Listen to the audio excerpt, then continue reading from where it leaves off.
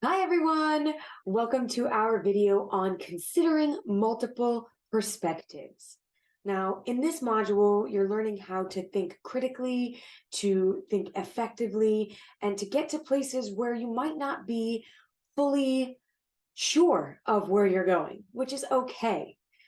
In order to be able to write, to make change, and to communicate, just to speak, to be a part of making a change, you need to be able to think deeply about things that are not so easy to think about, and have conversations and contribute to conversations in a way that allows these conversations to move in a progressive direction and to contribute to some sense of change as you move forward. If we didn't think critically about things and if we didn't consider multiple perspectives, then a lot of the injustices and hardships that have been experienced by many people could still be present and festering today. And there, of course, are many difficult and significant injustices that need to be addressed and need to be talked about. And a lot of times, a lot of the negative parts of life come from a lack of critical thinking and understanding and inability to consider multiple perspectives. So what we're doing now is hopefully trying to get you to open up your mind in a way that allows you to consider feelings that might not be the same as yours, and arguments or opinions that, again, might challenge or might not be the same as yours.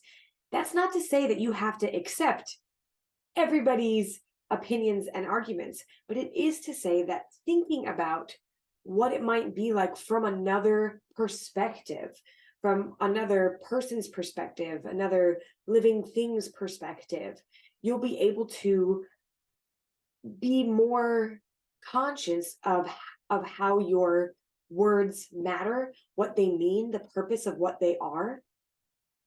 And hopefully we can have a little bit of fun while we're doing this. Of course, it is a very serious thing when you're thinking about how differing perspectives can cause very real and negative consequences. And so it is an important skill. But today, I want you to be trying to think about how others might view things. And what we're going to do is a short activity. I'm going to go through a series of images, and when you see them, I want you to take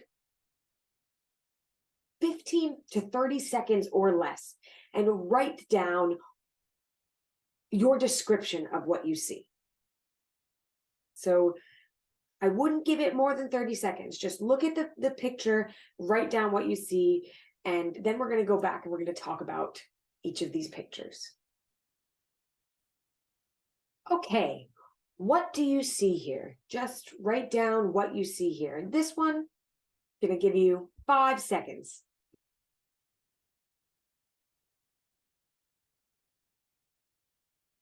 What do you see here? Just write down what you see.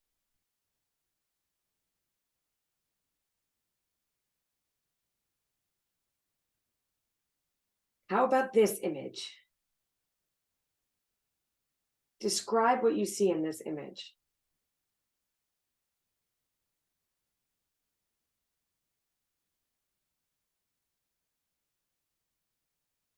This one?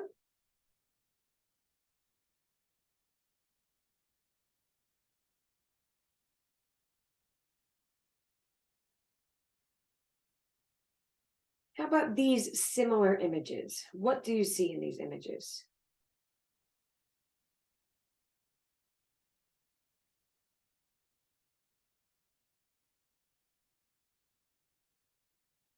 What do you think this is? How would you describe this?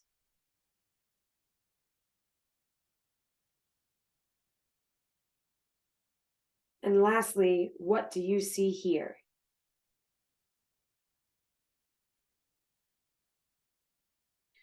Okay, let's go back to that first image. We've got this image here you may be familiar with. And some of you may have said that when you look at this image, you see a rabbit or a bunny with the eye on the right and two ears sticking out on the left. Others may have said they see a duck with what might be considered similar to the rabbit's ears being the duck's bill on the left and the eye on the right. So in this case, you have two images, two different animals that are being seen in the same image, on though there are different perspectives. So when you have certain arguments, you want to make sure that you are considering whether or not people are seeing a duck, a rabbit, or something else completely. It is possible for there to be multiple quote unquote correct perspectives on the same subject. Now let's go to the next one. What do you see here?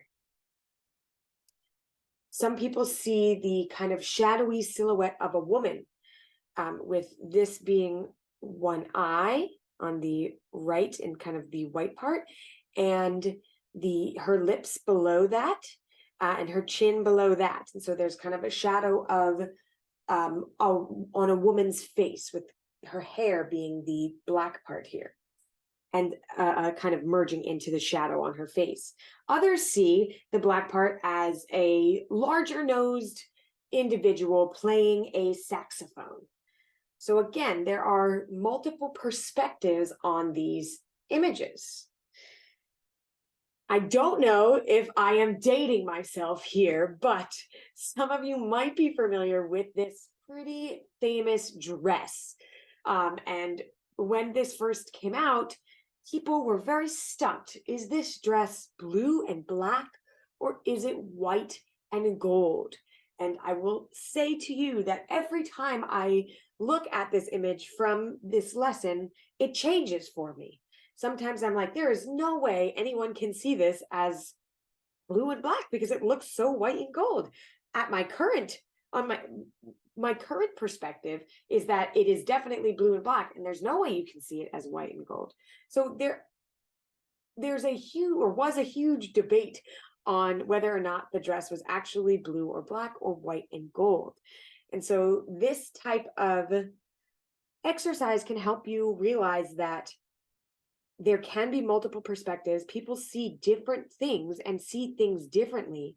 And also, you can change your perspective. Your perspective might not stay the same all of the time. And when you are looking at one situation, you might see what seems to be a clear answer or a clear argument in one day, and then in another have doubts about that argument and actually think sometimes even the direct opposite or something a little bit different. So not only should you be considering multiple perspectives, but you should also be challenging your own perspectives and seeing how and why you believe the things that you do, or you argue the things that you do. This next one is also another popular image where you can see multiple things. Some people see two individuals looking at each other in the black part of the image, and others see a type of chalice or candlestick or platter, serving platter, in the white part of the image. And neither are correct or incorrect. This is a kind of exercise in this ability to have changing perspectives and to have multiple perspectives on the same image. In these images, some people see an old woman and some people see a young woman. The old woman casting her gaze to the side with what the young, if you're looking at it as a young woman, you might see as an ear being the eye of the older woman. The older woman has a long face with her chin kind of in the bottom of the furry part of the jacket or the frilly part of the dress, for the image on the left, if you are, or the frilly part of the dress for the image on the left. And this choker that the woman is wearing, the younger woman is wearing, can be seen as the mouth of the older woman. And the chin of the younger woman, as she's looking away, can be seen as the nose of the older woman. So hopefully these descriptions are allowing you to see each of these images in two ways. In one way as a younger woman looking away where you can't see her face, and one as an older woman where she is kind of casting her glance off to the side, but you can still see her features more clearly. Again, changing perspectives. That's something that's okay. This photo is a little bit different. At first glance, it might look like some sort of black hole or a planet or something to do with the solar system, but it's actually an aerial photo taken of the Burning Man festival, and all of those lights that look like, or the littler lights that look like stars in the concentrated area around that fire are people, and the lights are part of that festival. And so again, sometimes your perspective can trick you. And of course, this famous image, some people see the word liar diagonally spelled out in the white script font, and others see an individual wearing glasses, and kind of a reflection of light on their face with the white kind of outlining that person. So again, there are multiple different ways that you can see many things, not just these optical illusion images, but many different types of problems, socio-political problems, the kind of issues that we're faced with daily. And when you're writing about these issues and when you're trying to kind of think through these issues, it's really important to think about your perspective and others' perspectives, and also how your perspective might be able to trick you. In this image, you might think that you're seeing a bunch of black camels, but you're actually seeing the shadows of the camels, and the camels themselves are the white lines under each of these shadows. In this image, on the sillier note, this cat looks like has the largest mouth of any cat, and it is putting it over this pole, but what's actually happening is there is a white pole cap that's blending in with the cat's fur to make it look like it's actually eating that pole. And this one is also a sillier image of a child and a man, and the child's face kind of blends in with the man's face, and you're not able to kind of see where the child's face ends and the man's face begins. So it just looks like this very mature-faced baby. Again, your perspective can be deceiving in certain ways. If you were to look at these two individuals head on, you would see that this is obviously a man and a baby, and you wouldn't worry about that type of, or you wouldn't be tricked by that type of perspective. So the point of all this is to get you to realize that there are oftentimes multiple perspectives that can be taken on a singular issue, whether that's debating whether that dress is gold or blue, or it's trying to figure out how we should spend money as a country. And all of the difficult conversations that need to be had require a level of critical thinking that sees multiple perspectives, and not only sees multiple perspectives, but it can accept multiple perspectives and then try to problem solve. So, for example, in that first image, you can see a duck and you can see a rabbit, and both of those images are valid. Both of those perspectives are valid perspectives. And that's not going to be the case, of course, with every perspective. This is not to say you have to accept and agree with what everybody says. It is to say, though, that when you're considering your own perspective, you should be also considering the perspectives of others and how they might be changed. And in the same way, you should be challenging your perspectives. How might your perspective be skewed in one way or another, or might be tricking you? is there more information that you can gather that can allow you to make your perspective a little bit more clear and you be a little bit more confident in that perspective? So in your writing, you're not only going to be writing just saying, I believe that this image shows a duck, and here's why. You're also going to be saying, other people see that there is a rabbit in this photo. And you're going to be acknowledging those different types of perspectives and responding to each of these arguments with your own rebuttal in one way or another. So when you're writing your final paper and you have your argument and you're confident in your argument, you want to say, okay, what might other people say about this? This is what I believe about this argument, but what might other people say about it? And then once you do that and you give your opposition a fair and thorough kind of analysis and summary, you're going to respond by saying, I understand this perspective if you do, or I can't understand this perspective because of these reasons. And then you're going to say, but my argument is that X, Y, and Z, and that X, Y, and Z should be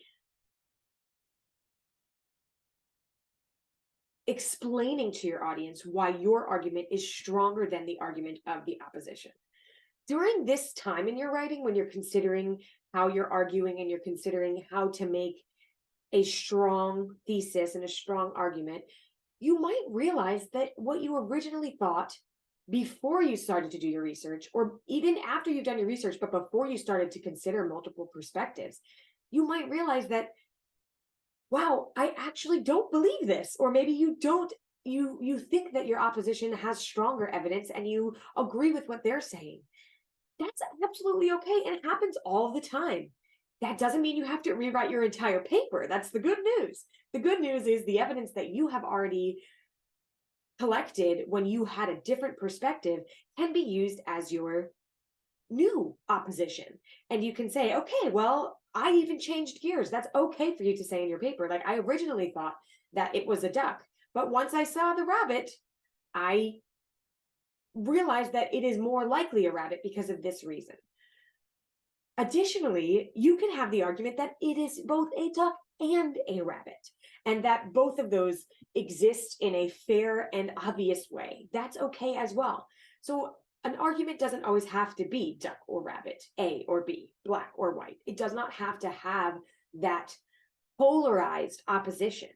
It can, and usually does, have many different parts on a spectrum. And maybe you're on one side of the spectrum that has a kind of more acknowledged side. So for example, pro versus con, you might say that I am pro minimum wage increase, or I am against minimum wage increase. But there are many different perspectives and arguments in both the pro and the con side, and you could be a little bit of both. That's okay too. So when you're considering multiple perspectives, you're allowing for way more of an avenue or a place for you to understand the many different complicated parts of true conflict and true issues, so that you can then be able to respond to these conflicts and issues in a way that helps solve them, in a way that helps answer these questions, or a way that helps move forward and reduce whatever negative effects you're trying to reduce. Hopefully this video has helped you open your mind a little bit and get into the zone of critical and creative thinking. Remember that critical thinking and effective thinking is not something that usually just happens. It's usually a space you kind of need to work to get into. When you're warming up, for example, to run a marathon, you're not going to run your best marathon if you just, boom, start running. You need to exercise, you need to train, you need to consistently make sure that your body is warmed up and ready to go, to stretch and to cool down. Critical thinking is often the same. It requires significant, strenuous thinking and effort at times, and that's okay. If you get yourself in the zone and you warm up by thinking about multiple perspectives and by trying to consider the things in your life that you find so important that you want to kind of talk through and think through and write through in a way that allows you to make significant changes, not only for you, but for the world and for your kind of perception of the world. You need to kind of get that warm up in there. You need to do those activities that hopefully, such as thinking about these images that we just looked at, that can get you into that zone. And you should cool down and give yourself some relief from the critical thinking, and from that kind of in-depth thinking as you move forward, because it can get overwhelming, of course, when you start to consider every single perspective of all of the different people who are involved in certain arguments. If it does ever get overwhelming, one way to kind of reel yourself in is to try to think about the perspectives on this particular issue. So, though I talk about kind of training and things like that, I am not hugely familiar with a lot of sports. I recently found out the yellow line in the football field when you watch the Super Bowl isn't real, and I'm very proud of that. So if you are thinking about certain issues, for example, if you feel that there is something that happens in the broadcasting of football, that you feel passionately about, that people might have different perspectives on, considering my perspective on that issue might not be helpful. And you can kind of cut that away because I don't fully understand it and I don't really have strong feelings about it. So considering who has a stake in what your argument is, considering who has a stake in the type of argument that you're embarking on and that you are kind of contributing to, that will help narrow the different perspectives that you're looking at. And the people who care about that argument are the people who are going to want to be involved in it, and the people who are probably going to be a part of your audience too. So consider multiple perspectives when you are trying to respond to questions that are deep and complicated and that you might not know the answer to right away. If you do know the answer right away, try to challenge yourself by considering the opposition or even something that is similar to your argument but adds something new or something different.